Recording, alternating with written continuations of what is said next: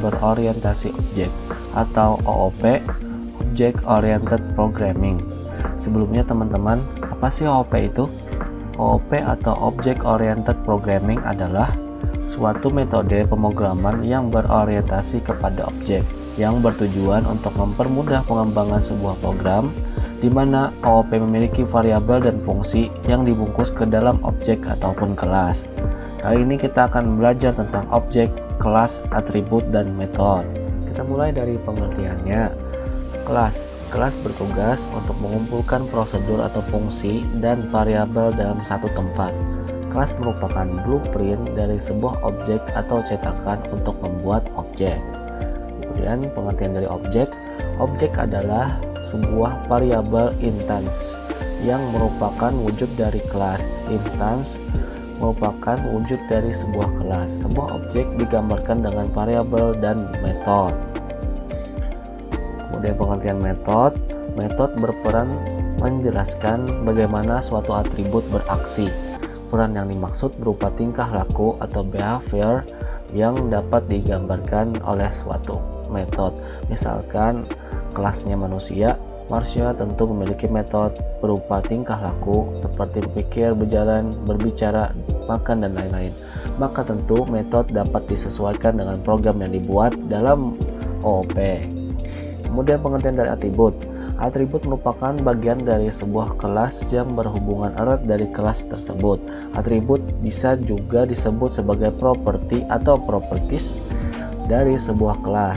Contohnya, ketika kita punya sebuah kelas motor, maka kamu dapat menambahkan atribut seperti kecepatan motor, umur motor, ukuran ban, warna, dan sebagainya. Untuk langsung saja kita coba praktekkan. Di sini saya menggunakan text editor Visual Studio Code. Bagi teman-teman yang menggunakan Visual Studio Code, pastikan teman-teman menginstal ekstensi Java Extension Pack. Kalau sudah, langsung saja kita coba mengcoding. Pertama kita buat filenya dulu, misalkan tadi motor Java.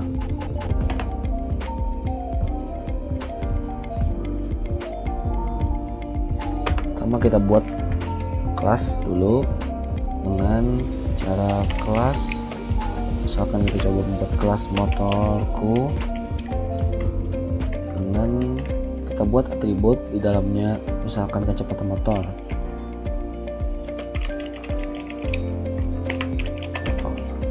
Kemudian misalkan umur motor, menggunakan string.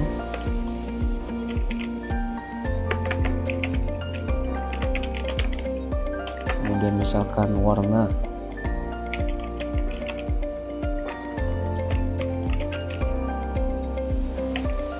Nah, ini merupakan atribut dari kelas motorku. Bagaimana caranya kita memanggil atribut ini di dalam sebuah objek? Jadi caranya tulis public class motor, kemudian kita tulis public static void main, kemudian string lgs, lalu buka ke bawah. Nah, di sini kita mau coba memanggil atribut dalam kelas motorku untuk dipanggil di dalam sebuah objek. Akan di sini. Pertama-tama kita tulis kelasnya, kemudian objek yang kita buat misalkan motor 1 bersama dengan new motor, lalu motorku. Sini kelasnya, kemudian ini, lalu ini, kemudian bagaimana caranya kita memasukkan data dari atribut yang ada dalam kelas motorku. Caranya kita tulis objeknya motor 1, lalu kita tulis atribut dari kelas motorku, misalkan tadi kecepatan motor, lalu kita sama dengan lalu kita tulis nilainya misalkan 60. Lalu lagi kita coba masukkan data umur motor, misalkan kita tulis motor 1 titik umur dengan kita petik misalkan 6 tahun. Lalu lagi kita coba masukkan warna,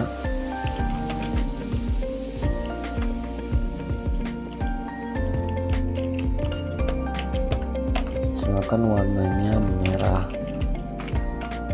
Nah, seperti ini teman-teman. Kemudian kita coba keluarkan dengan cara sistem, spasinya besar teman-teman, out print ln. Ini lalu misalkan kita tulis kecepatan motor, lalu kita tambahkan nilai dari objek motor 1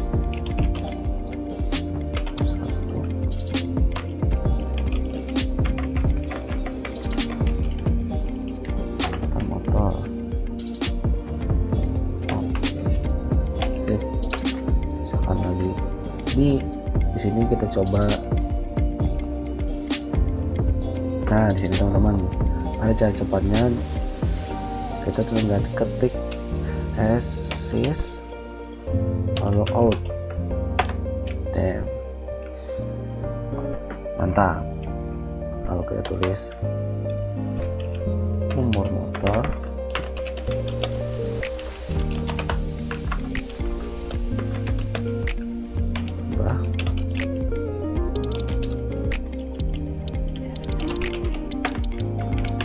kemudian lagi warna motor, tulis di sini sys out spasi sys out, enter. Lalu kita tulis sini warna motor, bahkan data dari objek motor 1 misalkan motor 1 warna. Kemudian kita coba jalankan teman-teman, apakah berhasil? Iya, berhasil dan dikeluarkan melalui terminal. Oke teman-teman, sampai sini kita sudah belajar tentang kelas, objek, atribut, dan metode. Apa itu konstruktor? Konstruktor adalah sebuah metode atau sebuah prosedur di mana itu akan dipanggil pertama kali saat kita membuat sebuah objek. Untuk lebih jelas lagi, konstruktor adalah metode yang pertama kali dikerjakan ketika suatu kelas diciptakan. Kemudian bertugas melakukan proses inisiasi. Kemudian nama konstruktor sama dengan nama kelas.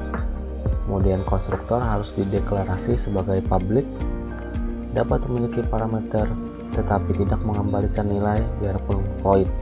Ketika kelas harus mempunyai minimal 1 konstruktor. Bila tidak dideklarasi oleh user, maka kompiler akan secara otomatis membuat default konstruktor.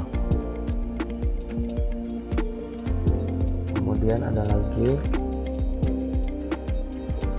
pengertian selanjutnya, konstruktor adalah metode yang berfungsi untuk menginisiasi variabel-variabel instan yang akan dimiliki oleh objek.